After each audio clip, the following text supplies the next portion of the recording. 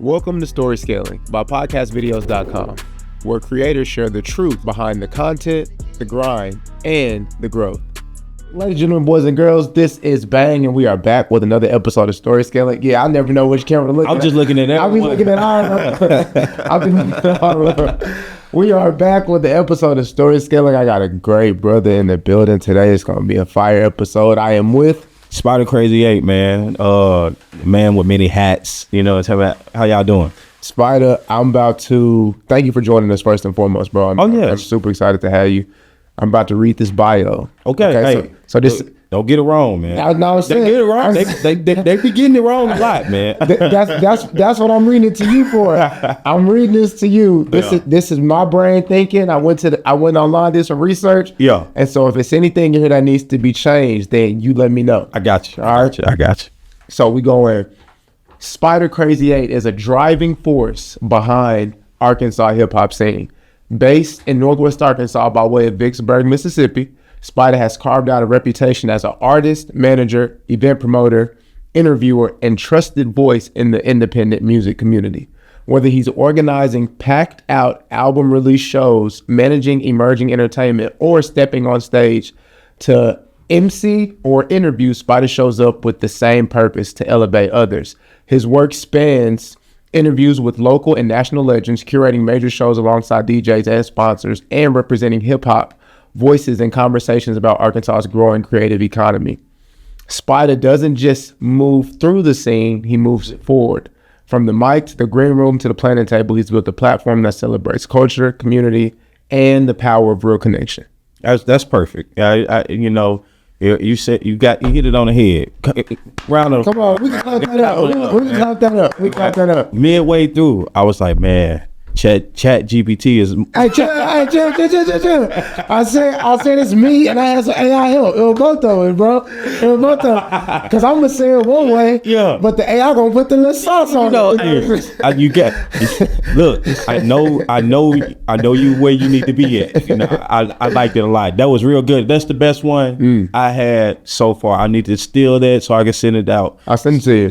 Send me that. That's perfect. Well, I had a buddy of mine that I interviewed before you, and he said, I don't hear many people speak about me in this way, because he just used to doing the work head down, and I guess he don't go in spaces where he feels super celebrated. And so that's what I try to do. I try to make sure that it's like, nah, this person is doing all of these things. Yes. When you hear a bio like that, what stands out to you? Because you are an artist yourself, you do promote events, you are a connector, you do manage talent, you are, you know what I'm saying, you do radio, the list goes on and on. So when you hear stuff like that, what stands out to you first? The biggest thing that stands out to me personally is like, man, I don't really realize what all I do.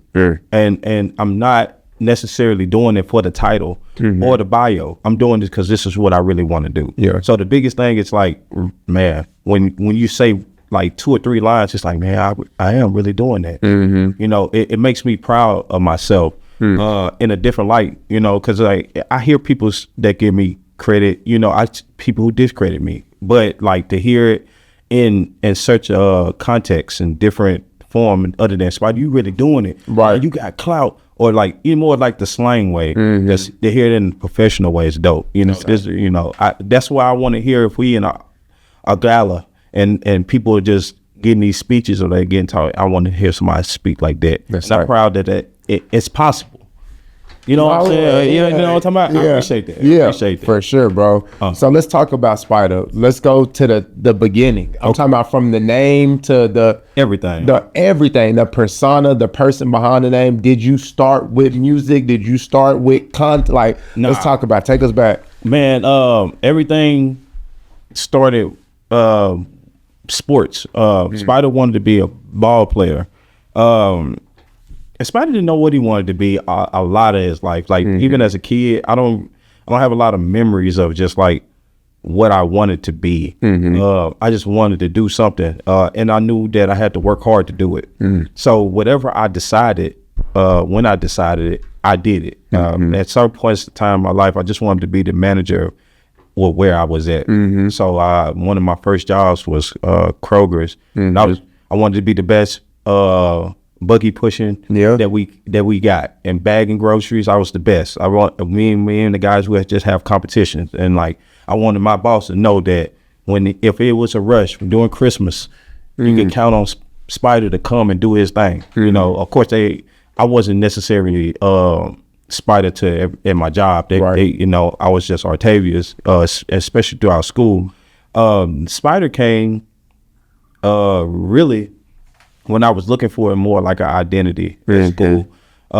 When I was in school, which was a very long time ago, it was people were really into like cartoon characters. SpongeBob was really big, and so I seen everybody doing all those things. It was like, man, I'm gonna take Spider-Man. I'm gonna make Spider-Man the dope thing. I'm gonna wear Spider-Man. Nobody else is doing. T-shirt, backpack, spray paint, all that.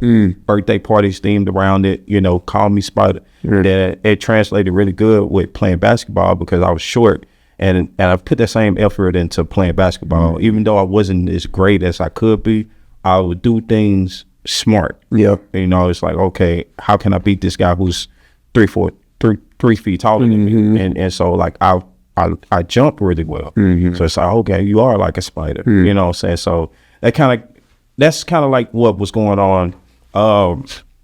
So after school, I went to work, and basically that's what I was like, man, I'm not probably gonna play basketball because I'm pretty short. And I wasn't really good at school. Like the thought process of going to school, studying and things like that wasn't really my thing. You know, I could comprehend very well. I can go to a classroom and just listen, and then I can pass a test. So I kind of I don't know, wasn't taking this as serious as I should have. So I dropped out and I got my GED. Okay. And so it was like, okay, what do you do now with your life? All right, I got a job at the Sonic. And I was working there throughout the process of getting my GED. And really good people person. Like people will come back after I call up to their car and they will request for me be the guy who bring them their drinks and things like that. People got a real good rapport. Manager caught on to that, made me a manager. I'm barely 18 years old and I'm managing people who are 30. Double your age. They didn't like that. And I had to handle that hostile environment. I had to come in there with confidence as a young guy and control that environment and still do a good enough job to make my manager look good for actually doing it. Absolutely. And so I think that experience earlier for me was so big, even now to this day, understanding how big that moment was for me was huge. But still, I was just 18. There's so many other things I wanted to do with life, so many things that I haven't experienced at all with life. And so like I ended up saying, whatever to the job, you know, and I ended up moving to Atlanta and just to experience something different. You know, I've been in Mississippi my whole life. And so I left, went out there to Atlanta, just thinking like, okay, whatever, you know, and tried things in Atlanta for a little while. What are you looking for in Atlanta? Are you like just living at this point? I wasn't really into partying and things like that. It was just like experiencing literally something different than Mississippi. Something different, you know, and that's literally it. And I still didn't know too much about life. I just moved out like with my mom and stuff. So like it wasn't about the living area. It wasn't about was it safe. It literally had nothing to do with nothing. Yeah. And I did it. But I was just by myself and I was just experiencing things. So went to Atlanta just to live. No, I didn't care about doing music at all during this time. And that just like I'm about 19 going on 20, something like that around that time. And moved to Atlanta, lived there for a little while, understood how life could be different. And then I came back and I got my job back at Sonic and started working there again. I had a little more like understanding of just life after that and how not to take advantage or certain things for granted. So I came back, got boots on the ground with that and worked that for a little while. And then things start, I think around that time, that's when things started getting kind of, prices of stuff started going up. Things weren't the same. I didn't know at that time, still being a kid. The first place I moved out to after my mom was with my dad, and my dad had got a house, and he allowed me and my stepbrothers to stay there. So still throughout this whole time, still a kid, and I'm still not knowing how to be an adult. And so I didn't understand how to go get my own apartment. I didn't know what to do, how to turn on your own lights. Yeah. But I'm doing so much grown folk stuff besides real grown folks. And it's like, I jumped off the porch way too early. And so I was living with friends, living in other situations that'll come to dead ends this whole entire time. You know, other people I'm staying with my homeboy, and him and his girlfriend get into it, and now it's all blown up. And I'm thinking that's the way of life, you know, and so it's all like a shock to me at that time, but all valuable information that you wouldn't know even if you did everything the right way. Right. You need to know these things. Absolutely. And so I learned that stuff early. And then it got to a point where like things wasn't going as well with my manager at the Sonic job. Are you in Mississippi at this time? Yes. You back in Mississippi? Okay. Back in Mississippi. I moved back, you know, I never really quite got it going in Atlanta. Okay. Never really, it didn't last long. Yeah. But it just was an experience. Back to Mississippi, back to my old job, thinking, okay, all right, let's do it better this time. Still not understanding that things can go downhill based off somebody else's decision. Like, I'm doing good, but my manager, the one that got me the position, they ain't doing good. And so they come through and she gets fired. And now it's like, okay, well, we don't need you to doing this no more. World crush. Like, oh man, like it can end that fast, that quick. But during this time I had a friend that I grew up in Mississippi with that moved to Arkansas. And he had always used to call me and be like, hey, you need to come up here. You need to come up here. Wow. Yeah, you know, and like for a year I blew it off. Like it's like whatever, bro. I'm living a life. I'm everywhere. I get to play ball on the streets. I get to go to work. I'm making money. Like, and I'm by myself. Like, why leave this and to go to something I don't know? Right. Just did that when I went to Atlanta. I was deaf scared of it, you know. But things shit hit the fan. Things weren't going the way that I planned. And I called him. I was like, you know what, bro, I'm gonna take you up on it. Wow. And so when I got to Arkansas, and you think about all that stuff that I just did, I got here and I had the drive. I had learned that stuff don't last long. I learned how to take advantage of opportunity. And so when I got here, I had got a job at Walmart like in less than 2 days. I walked to my interview and walked back home. Wow. Because I knew it could change in a minute. I'm here with my friend, and yeah, I could have a great time and it could be cool, but him and his girl can get into it tomorrow. And like, I don't know what I'm gonna do. I just left Mississippi. I can't afford that. I got to go get everything that I need to right now. Yeah. And so I started doing that. And then I started meeting people. I got one of the craziest jobs and one of the best jobs for a person like Spida. I got a job at the electronics when the electronics was the electronics at Walmart. Right. I don't know if y'all remember what that was, but it used to be where you wanted to go as a kid. Absolutely. You could play the game and all of that good stuff right there on the spot. I got me being that guy, knowing cell phones, knowing how to work electronics when they wasn't as crazy as they are now. Yeah, that was a perfect job for me. Yeah. I was speaking everybody's language when they came back. You don't know how to work a phone. It was my job to teach you how to work a phone. And like, they love me at the Walmart for that. So got to meeting people. Difference between Arkansas and Mississippi was diversity. I never knew how much I needed to be around different people. In Mississippi, I was around a lot of black people. And, you know what I'm saying? And like, they were black people. You know, like they didn't understand other cultures, they didn't really care about it. And so I got the chance to be like more myself that I didn't know I needed to be here in Arkansas at Walmart where everybody come. No, I don't know if you guys know, but it's different in Walmarts depending on the cities. Absolutely. In Springdale, where I was working at, it was a lot of Hispanic. And so I got to actually not only be around just like more, you know, whites, and I got to learn what a Marshallese was. I got to learn like some Spanish, and I never had experienced that before. And like, give us something. Oh, that pollo frito. Yeah, yeah. Fried I'm trying to put you on the spot. You know something. Okay, all right, bet. Keep rolling. And just like, even just understanding that they understand me was more big than anything I could learn from them. They understood Black culture, and I was taught that they don't care. You know what I'm saying? So it's like, hey, Spider, yeah, you just a regular guy just like we are. We don't look at you like you're a Black person and you do Black stuff. And so understanding that, it's like, okay. Wow. Yeah, so that was Walmart experience. And, Right. Same there as Sonic, so good with the customers, get so many good reviews. I become a customer service manager. And now I'm barely 21 at that point.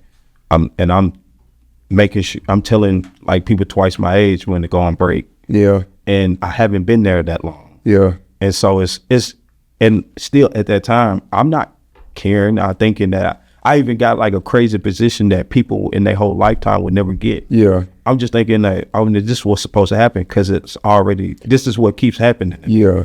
And so it's like, all right, I'm a manager. I've been managed before. This nothing. I deserve this. Yeah. I know what I'm doing. And, you know, the things that go on in life that you can't expect, but you know, I don't know if everybody goes through it, like heartbreaks, trial and tribulations, car problems, things like that. I'm experiencing all that doing this, and I'm by myself. No family members here, things like that. During that time where I should have been so locked in on just being like a person in the Walmart space to grow at that age, I would have been crazy big as just a Walmart guy at that time.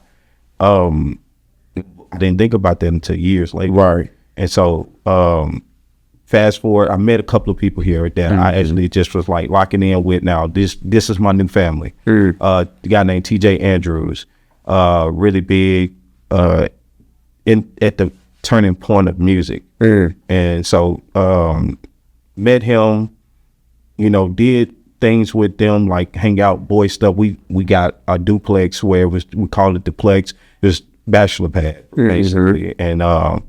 And they were doing cool stuff that like I never experienced in Mississippi. So I kind of like, I don't know, threw my job away at Walmart. You know, just like I said, chasing female girlfriend that I wanted to be with that time.